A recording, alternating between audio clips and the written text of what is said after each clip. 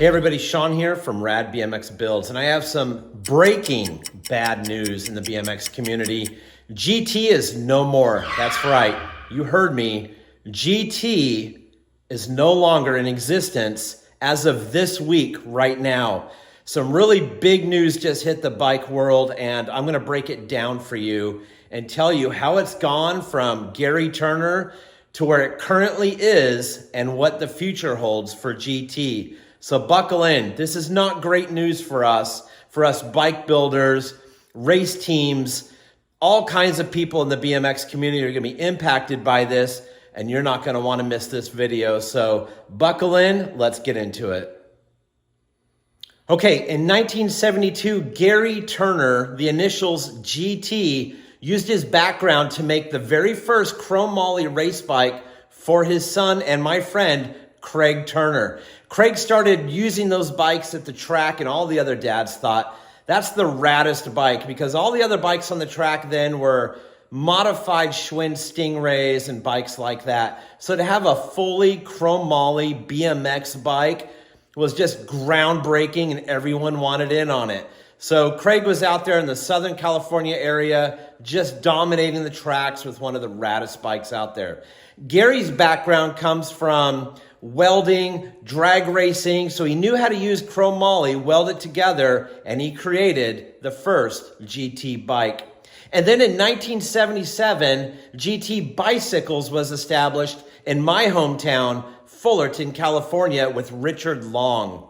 And then it progressed for a long time, and the company grew to tremendous heights. As we all know, through the 80s, GT was the absolute bike to have.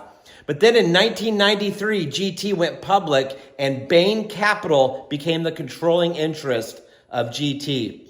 So now GT was owned by Bain Capital, and then they started making changes to the brand, and we all know what the 90s bikes were like.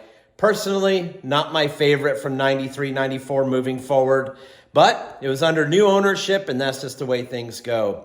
And then in 1998, Bain Capital sold GT to Quester Partners. Who are they? I have no idea. But they didn't last long, because in 2001, Quester filed for bankruptcy and was acquired by Pacific Cycle. A lot of you knew that. You knew the name Pacific Cycle, but that didn't last long either, because in 2004, Pacific Cycle was acquired by the Canadian company Dorel Industries.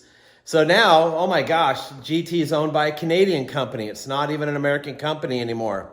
But then in 2022, PON, P-O-N Holding, which is a Dutch company now, acquired GT through its purchase of Dorel Industries.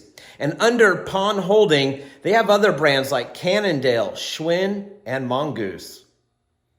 Okay, Sean, what does all this mean for us? What does it mean for the bike building community, bike builders, the future of race teams? As you know, I'm an avid GT collector. I have many in my collection, and I've built many. And when I mean many, probably in excess of over 100 GT bikes at this point.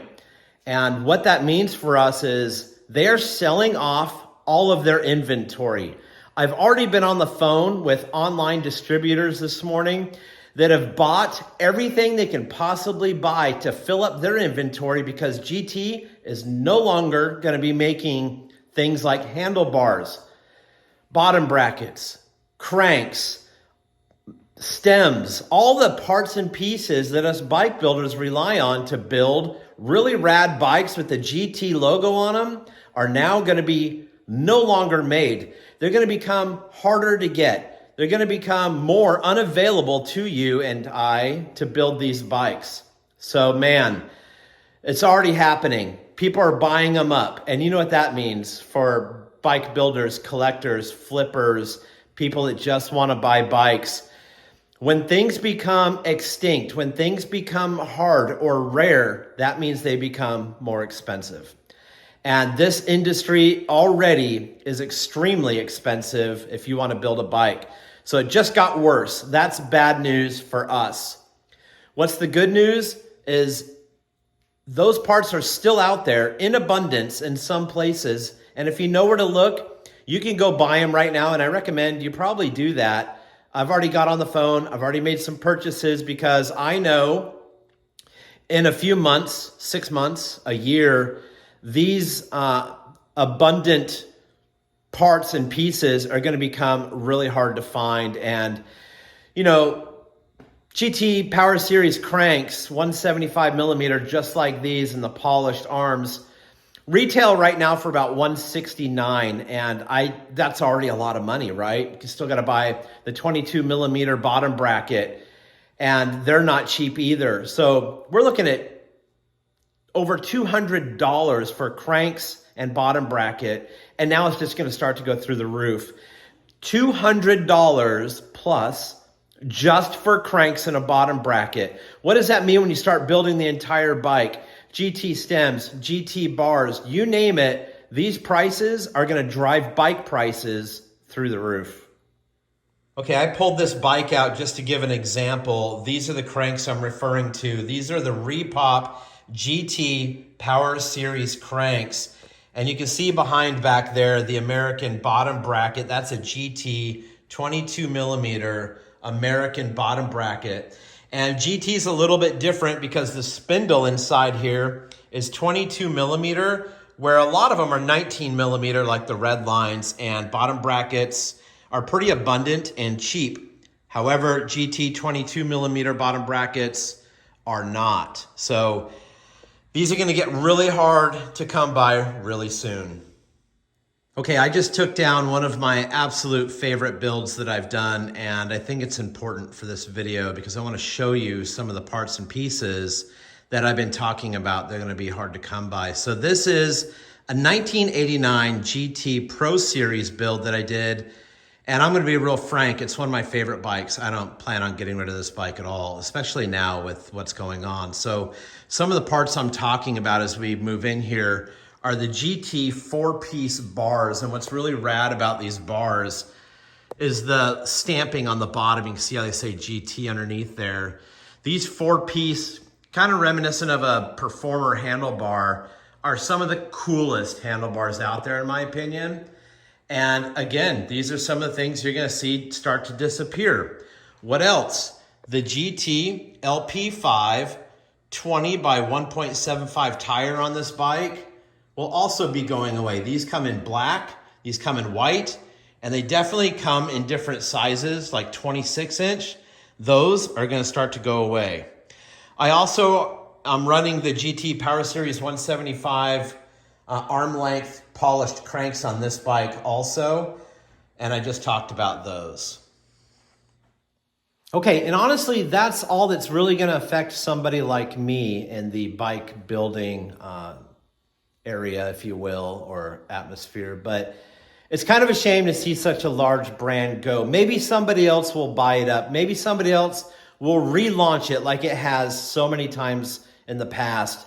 And fingers crossed that happens. But as of right now, the company is selling off all of its inventory. It's laid off tons of its employees. It let go its race team and all of its professional riders. So that is a doom and gloom scenario, and it's really sad for all the people that worked over at GT, for all the people that were sponsored by GT, and for the people, the consumer like you and me, that rely so heavily on their products. So RIP GT, we're gonna miss you. I hope you experience yet another rebirth and come back stronger than ever.